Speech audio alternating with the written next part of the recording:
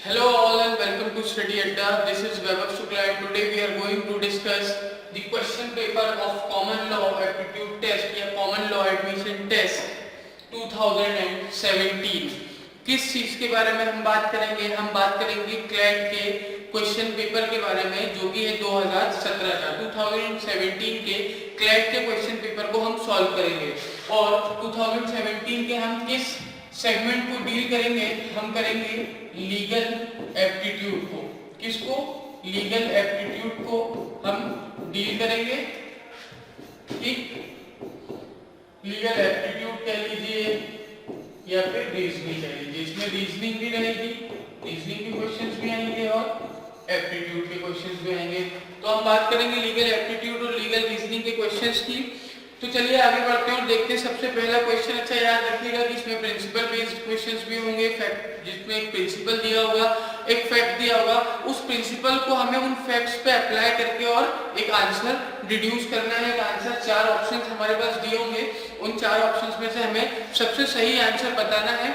तो basic rule मैं आपको बता दूं, ये जो क्वेश्चन जब हम सॉल्व करते हैं तो हमारा जो बेसिक रूल होता है वो क्या होता है कि we have to stick to the principle. ठीक, हमें क्या करना है? हमें हमारे प्रिंसिपल से स्टिक करना है। ठीक, अगर हमारा प्रिंसिपल कह रहा है कि भाई सुबह के 6 बजे भी हमारा प्रिंसिपल कह रहा है कि अभी रात है, तो हमें क्या करना है? हमें उस बात को मानना है कि हाँ अभी क्या है, रात है। ठीक, अगर डे में भी वो कह रहा है कि भाई अभी तो नाइट है, तो हमें ये मान के चलना है कि जी हाँ बिल्कुल अभी नाइट है। ठीक, समझ रहे हैं आप? तो क्या है हमारा, हमें प्रिंसिपल से बिल्कुल स्टिक होकर के चलना है। किस चीज से हमें स्टिक होकर के चलना है? हमें प्रिंसिपल से स्टिक होकर के चलना है। ठीक, तो बिल्कुल हमारा एक जो रूल है मैंने आपको बता दिया है, मैं यहाँ पे लिख देता हूँ कि हमें क्या रहना है, हमें प्रिंसिपल से स्टिक रहना है। We have to stick to the principle. हमारा प्रिंसिपल जो भी कह रहा है वो हमें पढ़ना है, उसे हमें हमारे फैक्ट्स पे अप्लाई करना है और उसके बाद हमें एक आंसर निकालना है। और हमारा आंसर वही होगा जो हमारे प्रिंसिपल के साथ जा रहा होगा। हो सकता है उसमें दो कंफ्यूजिंग आंसर्स भी आपने को देखने को मिले, लेकिन जो सबसे ज्यादा हमारे प्रिंसिपल के साथ जाएगा उसी आंसर को हमें करेक्ट बताना है। तो चलिए आगे बढ़ते हैं और देखते हैं पहला क्वेश्चन। तो ये देखिए, इसमें एक प्रिंसिपल है, प्रिंसिपल के बाद फैक्ट्स दिए हुए हैं और फैक्ट्स के बाद चार ऑप्शन दिए हुए हैं। एक बार आप प्रिंसिपल पे नजर फैला लें, उसके बाद हम डिस्कस करते हैं कि प्रिंसिपल कह क्या रहा है। ठीक है, तो मैं आपके लिए थोड़ा साइड रखता हूं और आप एक बार प्रिंसिपल को देख लीजिए कि प्रिंसिपल क्या कहना चाह रहा है।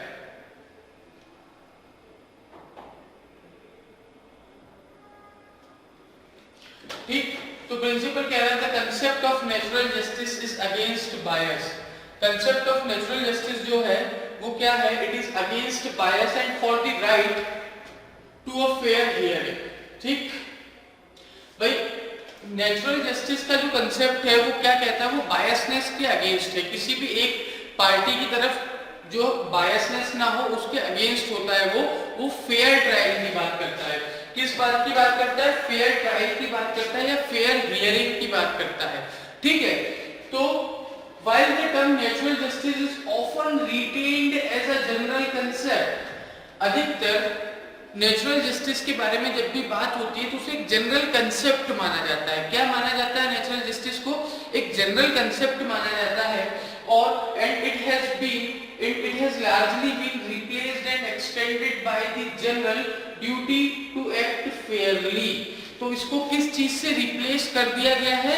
इसे रिप्लेस कर दिया गया है ड्यूटी से, और वो ड्यूटी क्या है? वो ड्यूटी कहती है duty to act Fairlie.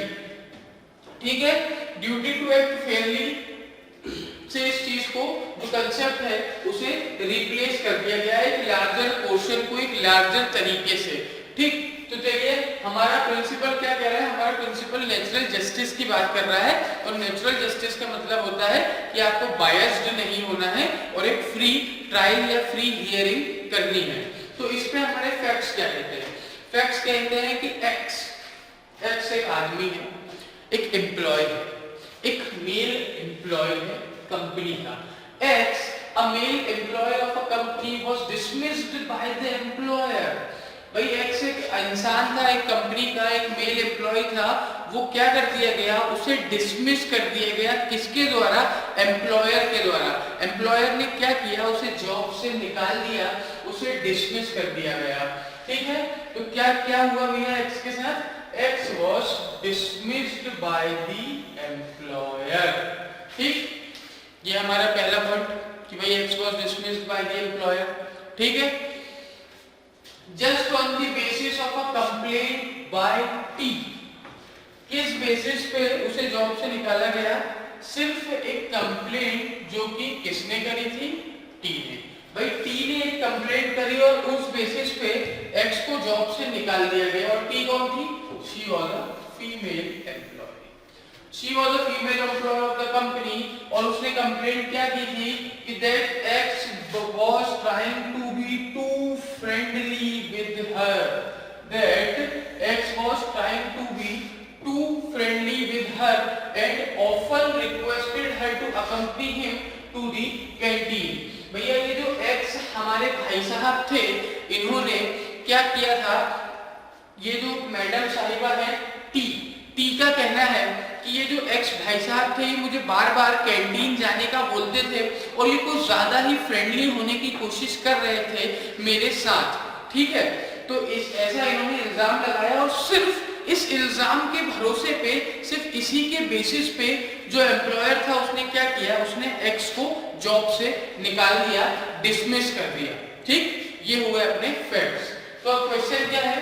Question है कि is the dismissal of x valid.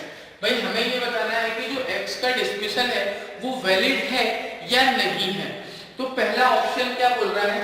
पहला ऑप्शन बोल रहा है कि no, because in the modern times this type of behaviour is common. सही बात है भाई, आजकल देखिए, आजकल ये चीजें बहुत कॉमन है। ठीक है ना, जब हम एक ऑफिस में काम करते हैं, एक स्कूल में पढ़ते हैं, कोचिंग में पढ़ते हैं, तो हम एक दूसरे से दोस्ती करते हैं, साथ में समोसे खाने जाते हैं, ठीक है, गोलगप्पे खाने जाते हैं और बाद में भैया एक सूखी देना भी हम बोलते हैं, है ना। सूखी फुल्की आप लोग छोड़ते नहीं है, मैं जानता हूँ बिल्कुल आप लोगों को बहुत अच्छे से। तो चलिए ठीक है, हमारा ऑप्शन ये बोल रहा है कि no, because in the modern times this type of behaviour is common. Option B क्या बोल रहा है? ऑप्शन बी बोल रहा है no, because the employer did not give a chance to X to explain his side, thereby violated the principle of natural justice। ठीक है भैया, ये बात भी सही कर रहा है, लेकिन नेचुरल जस्टिस की बात क्यों आएगी यहाँ पे? क्यों आएगी नेचुरल जस्टिस की बात? ठीक है, जब बोल रही है टी कि इसने ऐसा ऐसा किया है, तो किस बात का नेचुरल जस्टिस? टी पे भी तो भरोसा करना पड़ेगा ना एम्प्लॉयर को। चलिए, तो अगला ऑप्शन और देख लेते हैं। Yes, moral law is antique and therefore not applicable in modern times. Therefore, the termination is valid and no violation of the principle of justice, natural justice occurred। भैया ये तो कह रहे हैं कि जो मॉरल लॉ है ये एंटीक है और ये एप्लीकेबल ही नहीं है मॉडर्न टाइम्स में। तो ये जो नेचुरल जस्टिस के वायलेशन की बात हो रही है, ये जो है ये ऐसा कुछ हुआ ही नहीं है।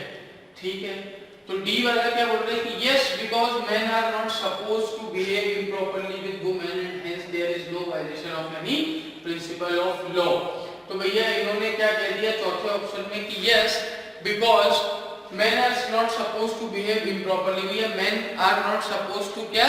दे should not behave improperly with women, और इसके कारण ये प्रिंसिपल के लॉ का कोई वायलेशन नहीं हुआ है, लॉ के प्रिंसिपल का कोई वायलेशन नहीं हुआ है, तो इसका जो डिसमिसल है वो फेयर है। ठीक, चलिए अब ऑप्शन ए और ऑप्शन डी। ठीक, no, because in the modern times this type of behaviour is common. अब मैंने आपको क्या बोला था जब हम इस चीज को शुरू कर रहे थे कि वी हैव टू स्टिक, हमें किस चीज से स्टिक करना है? We have to stick to the principle. ठीक, हमें प्रिंसिपल से स्टिक करना है और हमें प्रिंसिपल के साथ देखना है कि कौन सा ऑप्शन जा रहा है। तो यहाँ पे हमारा प्रिंसिपल बात कर रहा है नेचुरल जस्टिस की। किस चीज की बात कर रहा है हमारा प्रिंसिपल? नेचुरल जस्टिस की। और जब हम देखते हैं कि नेचुरल जस्टिस की बात हमारे फैक्ट जो ऑप्शन है उसमें कहाँ हो रही है, तो एक ऑप्शन बी में हो रही है और एक ऑप्शन डी में हो रही है। सी में हो रही है, ठीक है। और ऑप्शन ए और ऑप्शन डी जो है वो तो कहीं से कहीं तक नेचुरल जस्टिस की बात ही नहीं कर रहा है। वो एक कह रहा है कि भैया आप प्रॉपर्ली बिहेव करना चाहिए लड़कों को लड़कियों के साथ, और दूसरा कह रहा है कि भैया मॉडर्न टाइम में तो ये बिहेवियर कॉमन है। तो भैया आप क्या करेंगे, ए को हम एलिमिनेट कर देंगे और डी को हम एलिमिनेट कर देंगे। तो जब ये दोनों एलिमिनेट हो गए तो हमारे पास बचते हैं बी और सी, ठीक। अब देखिए, अब हमने बात की थी कि we have to stick to the principle. अब जब हम प्रिंसिपल से स्टिक कर रहे हैं तो क्या बात आ रही है, बात आ रही है यहाँ पे कि प्रिंसिपल हमारा ये बोल रहा है कि भैया जो नेचुरल जस्टिस है वो ये बोलता है कि एक प्रॉपर ट्रायल होनी चाहिए, प्रॉपर हियरिंग होनी चाहिए। Word used here is hearing, एक प्रॉपर हियरिंग होनी चाहिए। तो प्रॉपर हियरिंग कैसी होती है, प्रॉपर हियरिंग वो होती है जिसमें दोनों पार्टीज के पक्ष को सुना जाता है और उसके बाद कोई डिसीजन निकाला जाता है। तो यहाँ पे जो ये इंसान है, जो एम्प्लॉयर है, इसने जब एक्स को टर्मिनेट किया तो इसने क्या एक्स की बात सुनी, नहीं सुनी। तो क्या प्रॉपर हियरिंग हुई, नहीं हुई। और प्रॉपर हियरिंग नहीं हुई तो क्या नेचुरल जस्टिस का प्रिंसिपल फॉलो हुआ, नहीं हुआ। तो एक्स का टर्मिनेशन क्या होगा, वैलिड नहीं होगा। तो इन दोनों ऑप्शन में से कौन सा हमारा ऑप्शन है जो बोल रहा है कि वैलिड नहीं होगा, वो है ऑप्शन बी। तो हमारा सही आंसर क्या हुआ, no, because the employer did not give a chance to X to explain his side, thereby violated the principle of natural justice। तो हमारा ऑप्शन सी भी एलिमिनेट होता है और सही आंसर निकल के क्या आता है, सही आंसर निकल के आता है ऑप्शन बी, ठीक। तो ये हुआ आपका क्वेश्चन नंबर 1। देखिए यहाँ पे हम बहुत टाइम ले रहे हैं, हर चीज को बहुत अच्छे से समझ रहे हैं और समझ के सॉल्व कर रहे हैं, लेकिन जब हम एग्जाम लिखने बैठेंगे तो हमारे पास इतना टाइम नहीं होगा कि हम एक क्वेश्चन को 5 से 7 मिनट दे सके। तो हमें क्या करना है, हमें फटाफट प्रिंसिपल को पढ़ना है, प्रिंसिपल को पढ़ के पूरे फैक्ट्स उस पे लगाने हैं, और फैक्ट्स पे जैसे ही हमने प्रिंसिपल लगाया हमें 4 में से एक ऑप्शन जल्दी से ढूंढना है। हमें ये नहीं देखना है कि कौन कौन से एलिमिनेट हो रहे हैं, कौन से नहीं हो रहे हैं, हमें तुरंत से सही आंसर ढूंढना है। और वो हम कैसे ढूंढेंगे, वो हम देखेंगे कि कौन सा प्रिंसिपल, कौन सा जो ऑप्शन है वो हमारे प्रिंसिपल के साथ जा रहा है। और जो अगर 2 ऑप्शन निकल रहे हैं तो 2 ऑप्शन में से बस ये देखिए कि कौन सा ज्यादा प्रिंसिपल के साथ जा रहा है और फैक्ट्स पर भी लग रहा है, ठीक है। तो इस तरीके से हमें जल्दी से सॉल्व करना है। ये 30 से 40 सेकंड का क्वेश्चन है। अगर आपके 50 क्वेश्चन आते हैं, सपोज करिए, ठीक, 50 क्वेश्चन भी आते हैं, क्वेश्चन को सॉल्व करने में मेरे ख्याल से आपको कितना टाइम लगना चाहिए, मैक्स टू मैक्स 20 से 25 मिनट लगना चाहिए, मतलब कि 25 से 30 सेकंड एक क्वेश्चन पे, ठीक है। इसके लिए आपको अपनी रीडिंग स्किल्स भी सुधारनी पड़ेगी, तो उस पर अभी से ध्यान दीजिए, रीडिंग स्किल सुधारिए। ये पूरा पढ़ने में आपको ज्यादा टाइम लगना नहीं चाहिए। कीवर्ड्स को हम पढ़ेंगे और कीवर्ड्स से हम समझेंगे। यहाँ पे भी मैंने देखिए कीवर्ड्स को कैसे आपके लिए हाईलाइट करके रखना है कि पहला कीवर्ड क्या हुआ यहाँ पे, नेचुरल जस्टिस, फिर hearing, dismissed by the employer on the basis of complaint by a female employee, ठीक है। और उसने क्या बोला था कि trying to be friendly with her, ठीक है, requested her to accompany to the canteen. अब हमको क्या बताना है कि वैलिड है कि नहीं है। फिर हम चारों ऑप्शन पढ़ेंगे, जो सबसे सही आंसर निकलेगा निकाल के उसको OMR शीट में फिल कर देंगे। तो ये आपके जो एलेट और सिम्बायोसिस के एंट्रेंस टेस्ट है या कोई दूसरे कॉलेज का एंट्रेंस टेस्ट है, उसमें अभी भी इसी तरीके के क्वेश्चंस आते हैं और बहुत से चांसेस होते हैं कि भाई ये क्वेश्चंस ऐसे बिल्कुल डिक्टो भी आ सकते हैं, कुछ एक्स को ए या बी करके। तो इन क्वेश्चंस की हमें बढ़िया से प्रैक्टिस करनी है, ठीक। तो ये हुआ आपका क्वेश्चन नंबर 1। क्लैट का जो है कंसेप्ट थोड़ा सा चेंज हुआ है क्वेश्चंस का, नए कंसेप्ट के क्वेश्चंस भी हम सॉल्व करने वाले हैं और बहुत ही जल्द उन्हें लेकर के मैं आपके सामने दूसरे लेक्चर में आऊंगा। तब तक हम ये दूसरे जो सिलेबस है, जो दूसरे like national law university Delhi का और दूसरे कॉलेजेस का, उनके लिए हम इस तरीके के क्वेश्चंस भी प्रैक्टिस करेंगे। क्यों? क्योंकि हमें सिर्फ क्लैट ही नहीं, हमें एलेट भी देना है और हमें NLU दिल्ली भी जा सकते हैं हम पढ़ने, तो हमें हर चीज पे ध्यान देना है। तो ऐसे क्वेश्चन भी हमारे लिए जरूरी है। तो ये नहीं सोचना है हमें कि क्लैट का कंसेप्ट चेंज हो गया है तो मैं ऐसे क्वेश्चंस क्यों करूं, क्यों? क्योंकि NLU दिल्ली अभी भी इसी तरीके के क्वेश्चंस आपसे पूछने वाला है, ठीक है। तो देखिए मैं भी यहाँ पे अपना टाइम वेस्ट नहीं करूंगा और आपका भी टाइम वेस्ट नहीं करूंगा। आपकी ये चीजें काम की हैं, इसीलिए मैं आपको बता रहा हूँ। चलिए तो आगे बढ़ते हैं और देखते हैं क्वेश्चन नंबर 2। ये क्वेश्चन नंबर 2 बहुत छोटा सा आ गया है, तो जल्दी से एक बार आप लोग प्रिंसिपल पढ़ेंगे। ओनरशिप इन प्रॉपर्टी के बारे में प्रिंसिपल है, और प्रिंसिपल पढ़िए, फिर बात करते हैं कि इसका सही जवाब क्या होगा।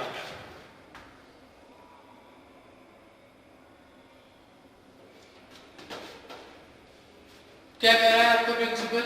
प्रिंसिपल आपका कह रहा है कि ownership in property consist of right to possess, right to use, right to alienate and right to exclude others। भैया जो ओनरशिप होती है प्रॉपर्टी में, ओनरशिप किसमें होती है? किसी इंसान की प्रॉपर्टी में होती है, और उस ओनरशिप में कौन कौन से राइट्स मिलते हैं? वो है राइट टू possess, एक तो उस प्रॉपर्टी का पोजीशन रखना, राइट टू यूज, उस प्रॉपर्टी को यूज करना, राइट टू एलिएनेट, उस प्रॉपर्टी को एलिएनेट करना।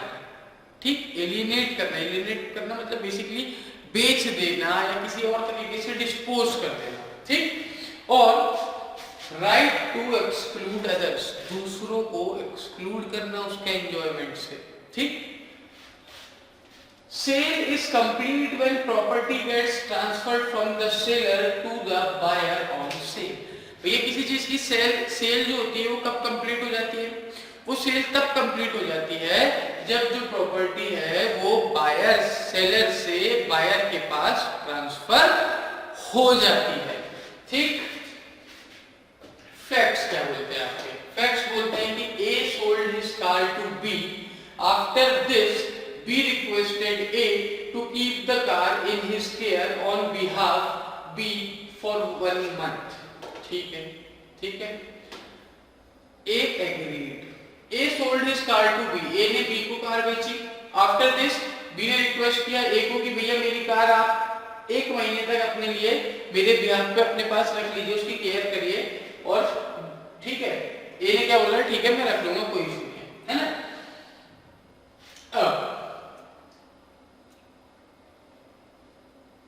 ठीक है, sale of car is not complete, sale will be completed when B will take the delivery of the car। Sale of car is complete, sale will be automatically completed after the expiry of 1 month। ठीक, अब देखिए A ने B को car बेची, ठीक, मतलब कि car transfer हो गई है ना। जब कार ट्रांसफर हो गई उसके बाद बी ने बोला ऐसे कि यार 1 महीने के लिए, ए और बी दोस्त हो गए, तो बी ने बोला होगा कि यार 1 महीने के लिए मेरी कार को अपने पास रख ले भाई, और मैं जब आऊंगा वापस तो तुझसे ले लूंगा। ए ने बोला हाँ हाँ ठीक है, कोई इशू नहीं, मेरे घर पे खड़ी रहेगी, मैं उसकी ध्यान रखूंगा, जब आप वापस आए तो आप ले लीजिएगा। तो अब क्वेश्चन यहाँ पे है कि सेल कंप्लीट हुई है या नहीं हुई है। तो सेल कब कंप्लीट होती है? जब चीज ट्रांसफर हो जाती है। तो यहाँ एक से बी के पास ट्रांसफर हो गई है, तभी तो बी बोल रहा है ना कि please keep my car with you. ठीक, वो उसको अपनी कार की पोजीशन देके जा रहा है 1 महीने के लिए कि भाई मेरी कार आप रख लीजिए, उसकी केयर करिए, मैं बाहर घूमने जा रहा हूँ बीवी बच्चों के साथ, वापस आऊंगा तो ले लूंगा। ठीक, तो पहला बोल रहा है कि सेल इज नॉट कंप्लीट, भाई सेल तो कंप्लीट हो चुकी है।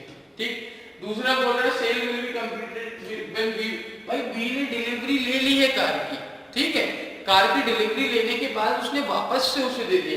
भाई यहाँ पे क्या लिखा है? A sold his car to B, इसको पढ़ के समझिए कि ए ने कार बेच दी, बेचने के बाद बी ने बोला ऐसे कि रख ले भाई, अच्छे दोस्त रहे होंगे, जो भी रहा हो, नहीं भी रहे हो, पड़ोसी हो, कुछ भी हो, पर बी ने ए को बोला कि आप 1 महीने के लिए रख लो, ये एग्री करके आप रख लो। Sale will be automatic completed after the expiry of 1 month. हमारा प्रिंसिपल क्या बोल रहा है कि सेल कंप्लीट हो गई है जब प्रॉपर्टी ट्रांसफर हो गई है सेलर से बायर के पास।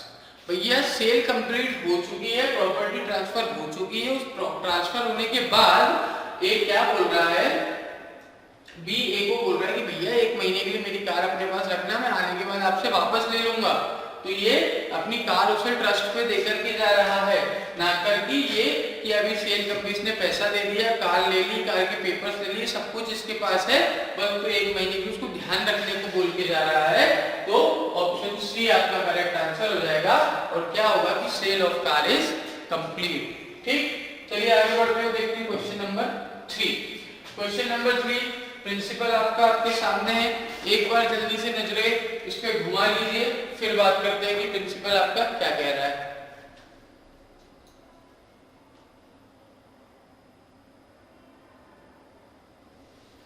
चलिए, प्रिंसिपल आपका कह रहा है कि every agreement by which any party is restricted absolutely, every agreement by which any party is restricted absolutely from enforcing his right in respect of any contract by the usual legal proceeding in the ordinary tribunals is void to that extent. The law also provides that nobody can confer jurisdiction to a civil court by an agreement between parties. ठीक है भैया, ये principal आपका ये कह रहा है कि अगर कोई ऐसा कॉन्ट्रैक्ट होता है जिस कॉन्ट्रैक्ट में एग्रीमेंट में ये लिखा हो कि एक पार्टी अपने लीगल राइट्स को ही एनफोर्स नहीं कर सकती है,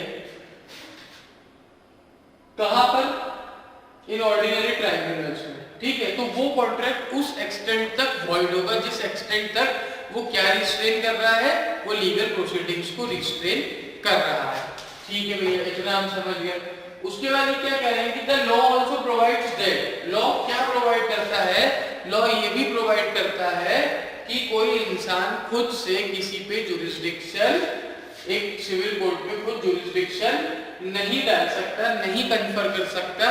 कैसे? एक एग्रीमेंट से। एक एग्रीमेंट नहीं कर, मतलब जुरिस्डिक्शन किसी और का, वो दोनों एग्रीमेंट कर लेंगे, नहीं हम तो उस कोर्ट में जाएंगे, तो उस कोर्ट का जुरिस्डिक्शन नहीं बनेगा। जुरिस्डिक्शन जिस कोर्ट का है उस कोर्ट का ही रहेगा। आप एग्रीमेंट से किसी कोर्ट पे जुरिस्डिक्शन नहीं डाल सकते। तो इसका फैक्ट है कि A and B entered into a valid contract for rendering certain services. A और B कुछ सर्विसेज रेंडर करने के लिए वैलिड कॉन्ट्रैक्ट में एंटर होते हैं। एक a clause in the contract was that in case of any dispute, भैया एक क्लॉज था कॉन्ट्रैक्ट में कि अगर कॉन्ट्रैक्ट से कोई डिस्प्यूट अरोज होता है, कोई डिस्प्यूट बाहर निकल के आता है, तो वो कहां जाएगा? वो सिर्फ आर्बिट्रेशन में जाएगा। ठीक है। Is the contract valid? क्या कॉन्ट्रैक्ट वैलिड? इन्होंने क्या कहा कि भैया अगर अपन दोनों के बीच में कॉन्ट्रैक्ट को लेके कोई भी डिस्प्यूट होता है तो हम कहां जाएंगे? हम आर्बिट्रेशन में जाएंगे। चलिए ठीक है, बहुत अच्छी बात है। तो क्या कॉन्ट्रैक्ट वैलिड है? चलिए बात करके देखते हैं। पहला बोल रहा है कि arbitration is also valid dispute settlement machinery recognized by law and hence the entire contract is valid. दूसरा बोल रहा है कि the parties were trying to confer jurisdiction to some authority to decide a dispute and hence the clause would be invalid. तीसरा बोल रहा है arbitrator cannot be termed as an ordinary tribunal, hence the agreement is void and would be unenforceable. ठीक है। और चौथा बोल रहा है the contract is valid but the clause regarding arbitration is void. तो ये हो गए आपके चार ऑप्शन। अब हमारा प्रिंसिपल क्या बोल रहा है कि every agreement by which any party, भैया अगर कोई भी एग्रीमेंट है जो एब्सोल्युटली किसी पार्टी को क्या कर देता है? डिबार कर देता है किस चीज से? उसके राइट्स को एनफोर्स कराने से, तब क्या होगा? वो कॉन्ट्रैक्ट उस एक्सटेंट तक वॉइड होगा। ठीक है।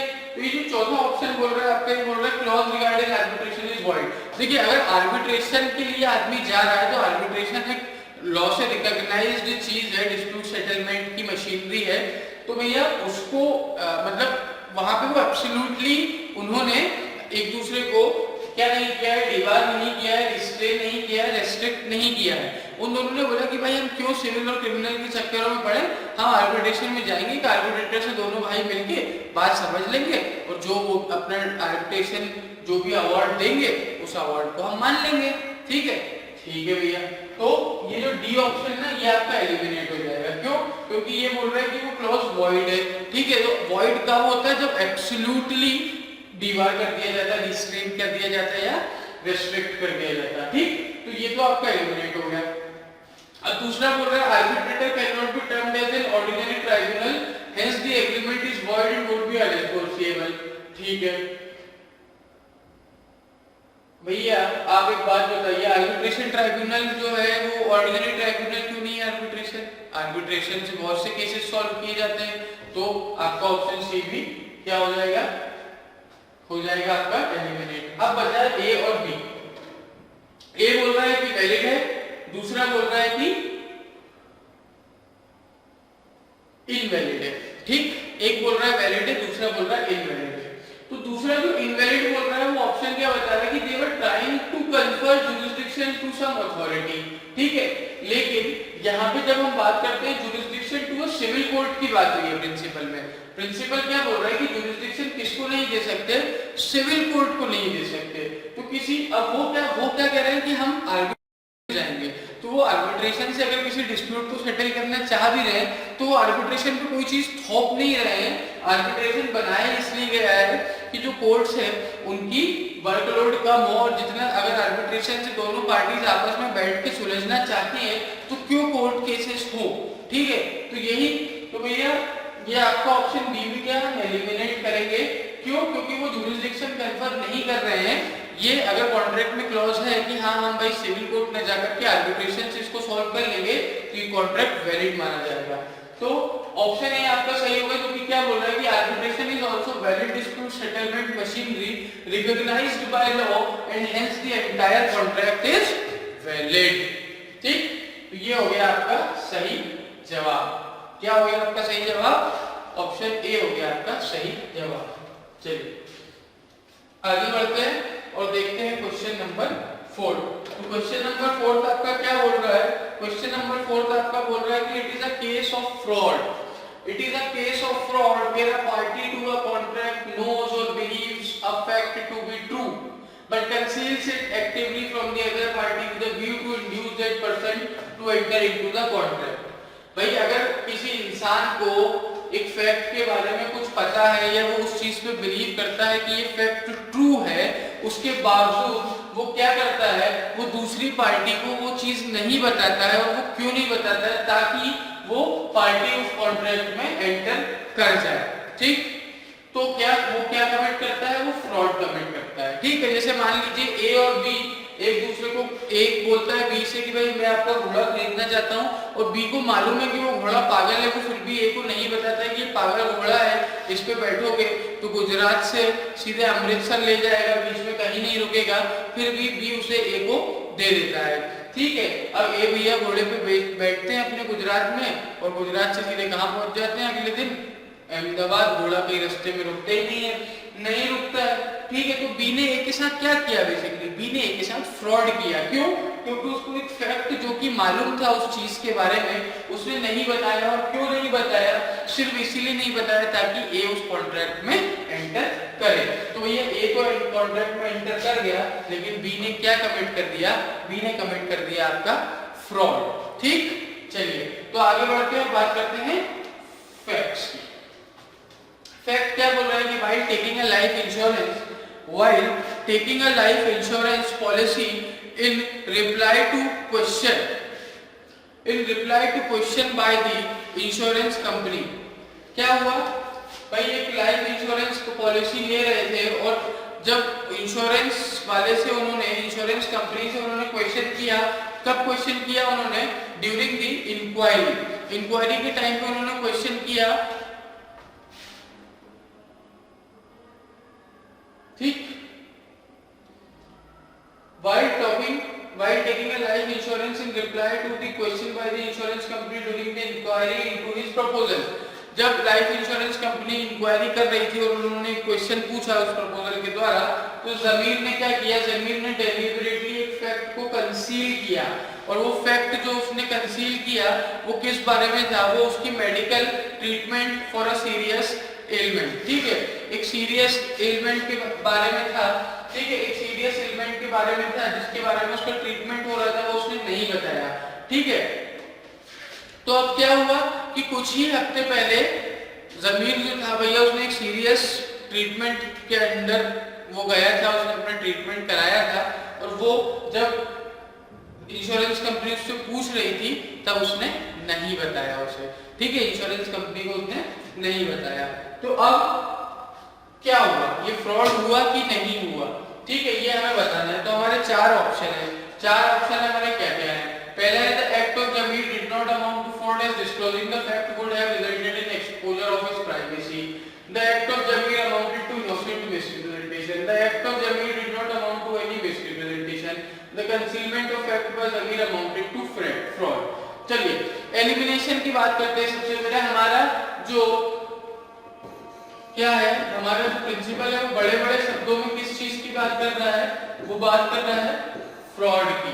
ठीक है, किन बातों की बात कर रहा है, मैंने भी यहाँ बड़े बड़े शब्दों में लिख दिया है किस चीज के बारे में वो बात कर रहा है, वो बात कर रहा है फ्रॉड के बारे में। और ये जो ऑप्शन बी और सी है ये चिल्ला चिल्ला के क्या कह रहा है, मिसरिप्रेजेंटेशन कह रहा है। तो भैया ये तो हमारे किसके साथ नहीं जाते हैं, प्रिंसिपल के साथ नहीं जाते हैं, तो ये होगा आपके एलिमिनेट। अब बचते हैं दो, ए और डी। तो ए कह रहा है कि the act of Zameer did not amount to fraud as disclosing the fact would have resulted in exposure of his privacy. और डी कह रहा है concealment of fact by Zameer amounted to fraud. देखिए जब आप लाइफ इंश्योरेंस ले रहे हैं और आपको कोई बहुत भयानक सी बीमारी थी जिसका आपने अभी इलाज कराया है, तो आपको ये समझना चाहिए कि आपको लाइफ इंश्योरेंस वालों को वो बताना है, क्योंकि अगर आप उसे छुपाएंगे और बाद में कभी आपके साथ कोई अनहोनी होती है और लाइफ इंश्योरेंस वालों को पता चलेगा तो वो पैसा आपको वैसे ही नहीं मिलने वाला है। हाँ, अगर बीमारी के बारे में बता दें कि तो शायद थोड़ी प्रीमियम ज्यादा है बट पैसा तो मिल जाएगा, और फ्रॉड करके आपको कुछ भी नहीं मिलेगा। तो जब ये बात करते हैं कि भाई उनकी प्राइवेसी एक्सपोज हो जाएगी और ये वो, तो आपको प्राइवेसी एक्सपोज नहीं करनी है तो आप लाइफ इंश्योरेंस मत कराइए। तो ये ऑप्शन ए जो है वो आपका गलत है और सही जवाब आपका क्या है, सही जवाब है आपका ऑप्शन डी डी डी। क्यों है सही जवाब आपका ऑप्शन डी?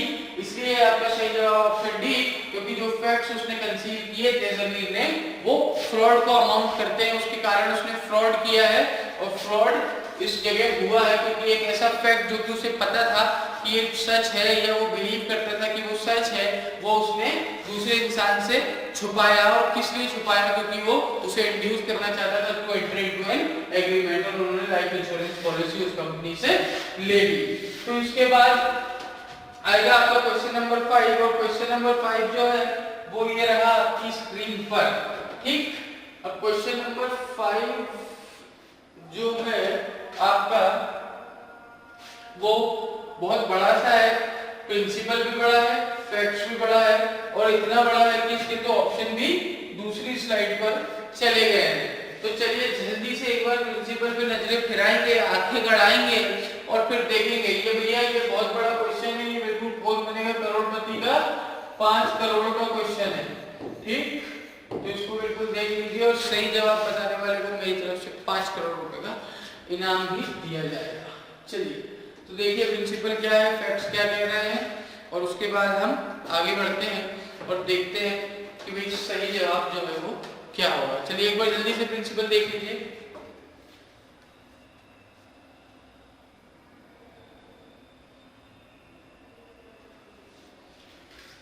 ठीक, ये कह रहा है कि कॉन्ट्रैक्ट इज अ रिटन और spoken agreement with specific terms between 2 और मोर पर्सन्स और एंटिटीज। क्या होता है कि कॉन्ट्रैक्ट रिटन और स्पोकन एग्रीमेंट होता है किन के बीच में? भाई रिटन और स्पोकन एग्रीमेंट होता है कुछ स्पेसिफिक टर्म्स पे, किन के बीच में? 2 और मोर पर्सन्स, 2 और मोर पर्सन्स या फिर एंटिटीज के बीच में। in which there is a promise to do something in return for a valuable benefit known as consideration। उसमें क्या होता है, उसमें एक प्रॉमिस होता है कुछ करने के लिए, और वो क्या किया जाता है, किस चीज के लिए किया जाता है? वो एक वैल्यूएबल बेनिफिट के लिए किया जाता है जिसे हम कंसिडरेशन कहते हैं। ठीक, तो कंसिडरेशन कहते हैं। Such an agreement is intended to be enforceable by law. तो जो ये एग्रीमेंट हम करते हैं हम इसे इस इंटेंशन से करते हैं कि वो लॉ में एनफोर्सेबल होगा। और एक यूनिलैटरल कॉन्ट्रैक्ट एक ऐसा कॉन्ट्रैक्ट होता है in which there is a promise to pay और गिव। भैया यूनिलैटरल जो कॉन्ट्रैक्ट होता है वो ऐसा कॉन्ट्रैक्ट होता है in which there is a promise to pay और give other consideration in return for actual performances. ठीक, ये हुआ आपका प्रिंसिपल। तो प्रिंसिपल क्या कह रहा है कि कॉन्ट्रैक्ट रिटन होता है, स्पोकन होता है, दो पार्टीज के बीच में होता है, स्पेसिफिक टर्म्स पे होता है। एक पार्टी प्रॉमिस करती है कुछ करने के लिए, उसको रिटर्न में क्या मिलता है, उसको रिटर्न में कंसिडरेशन मिलती है जो कि वैल्यूएबल बेनिफिट होता है, ठीक है। और ये जो कॉन्ट्रैक्ट होता है वो इन्फोर्सेबल होता है, किससे, लॉ से। और दूसरी बात बोल रहे हैं कि यूनिलैटरल कॉन्ट्रैक्ट क्या होता है, इस बार in which there is a promise to pay और give other consideration in return for actual performance. भैया उसमें क्या होता है, उसमें प्रॉमिस होता है क्या क्या, पे करने का या फिर कंसिडरेशन, कुछ दूसरी तरीके की कंसिडरेशन देने की, किस चीज के बदले, इन रिटर्न फॉर एक्चुअल परफॉर्मेंस। भैया एक्चुअल परफॉर्मेंस के बदले वो क्या करता है, या तो प्रॉमिस टू पे और give some kind of other consideration. ये होता है आपका यूनिलैटरल कॉन्ट्रैक्ट। तो यूनिलैटरल कॉन्ट्रैक्ट में बेसिकली पहले एक आदमी अपना एक्ट परफॉर्म करता है, उसके बाद उसे कंसिडरेशन मिलती है। तो चलिए फैक्ट्स देखते हैं। फैक्ट क्या कहती है कि toilet soap manufacturing company in India in order to promote the sale of their product published an advertisement in all the newspaper on 1 January 2017 that the company has kept a model ignition key of an Audi A3 car.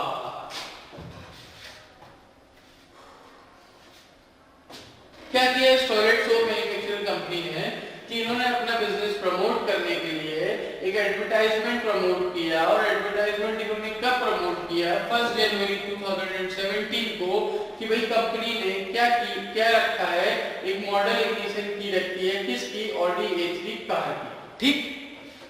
उसके बाद इस advertisement ने ये भी कहा, also stated that whoever gets this said key before 31 December 2017, भैया उस जिसको भी वो की मिलेगी तब तक 31 दिसंबर 2017 तक from a soap bar which will be gifted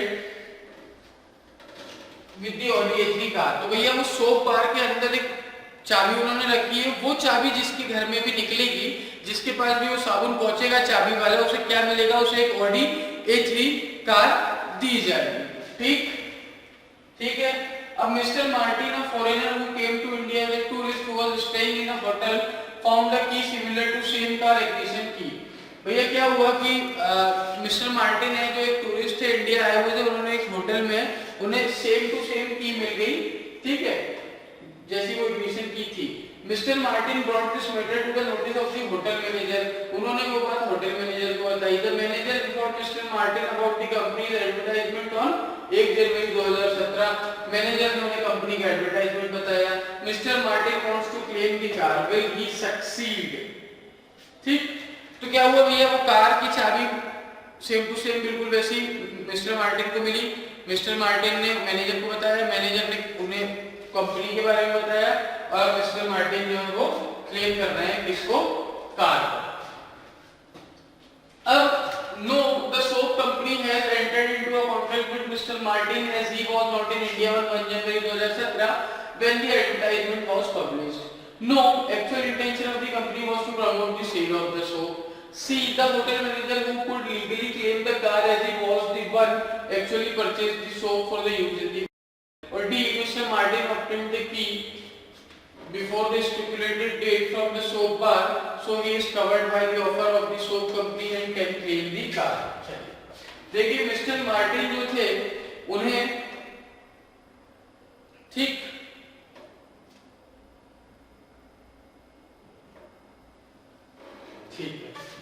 mister Martin को चाबी मिल गई। देखिए पहला ऑप्शन बोल रहा है no, the soap company is not entered into a contract. देखिए ये जो कॉन्ट्रैक्ट है ना, ये कॉन्ट्रैक्ट क्या है, ये कॉन्ट्रैक्ट यूनिलैटरल कॉन्ट्रैक्ट है। कैसा कॉन्ट्रैक्ट है ये यूनिलैटरल कॉन्ट्रैक्ट है, ठीक। और यूनिलैटरल कॉन्ट्रैक्ट क्या होते हैं, यूनिलैटरल कॉन्ट्रैक्ट जो मैं आपको प्रिंसिपल में उस टाइम पे बता रहा था, इसमें क्या है, इसमें जो सोप कंपनी है वो सोप कंपनी क्या कह रही है, सोप कंपनी कह रही है कि आप पहले अपना परफॉर्मेंस करिए कॉन्ट्रैक्ट का, आप वो चाबी लेकर के हमारे पास आइए, फिर हम आपको कंसिडरेशन में वो कार देंगे। तो क्या होता है कि कंपनी प्रॉमिस कर रही है टू पे और to give any kind of consideration in respect of the performance of the contract of the party, ठीक है। तो ये यूनिलैटरल कॉन्ट्रैक्ट है, ठीक है। अब ये कह रहे हैं कि भैया ये इंडिया में नहीं, देखिए ऐसा कोई क्लॉज तो था नहीं कि कोई इंडिया ने उसे ढूंढे या कुछ, ठीक है। तो जिसे भी मिलेगी तो उसे देंगे, तो ये ऑप्शन आपका एलिमिनेट हो गया। No actual intention of the company was to promote the sale, तो भाई आप प्रमोट कैसे कर रहे हैं सेल को, उस कार के थ्रू ही कर रहे हैं, तो आपने यूनिलैटरल कॉन्ट्रैक्ट है, आपने ऑफर दिया, वो एक्सेप्ट हो जाएगा। वो तो देखिए ये वेग है, ठीक। तीसरा और चौथा, the hotel manager who could legally claim the car as he want the one actually purchased the soap for the use in the hotel, or D. Mr. Martin obtained the key before the stipulated date from the soap bar, so he is covered by the offer। देखिए ऐसा नहीं है कि जिसने खरीदा है जिसको soap bar में से मिलेगी, ठीक, तो इसका ऑप्शन डी आपका सही हो जाएगा कि mister Martin obtained the key before the stipulated date from the soap bar, so he is covered by the offer of the soap company and can claim the car, ठीक है।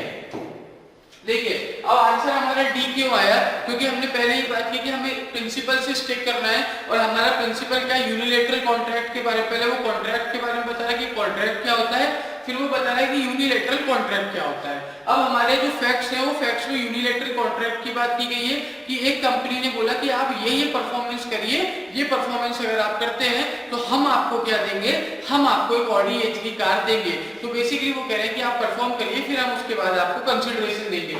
Mister Martin ने वो चीज perform कर दी है, तो अब वो उस कॉन्ट्रैक्ट से कवर हो चुके हैं, उस ऑफर से कवर हो चुके हैं, तो उन्हें क्या मिलेगी, उन्हें वो कार मिलेगी, ठीक।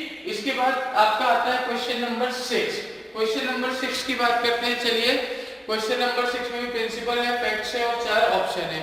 चलिए तो क्वेश्चन नंबर 6 की बात करते हैं। क्वेश्चन नंबर 6 क्या कर रहा है,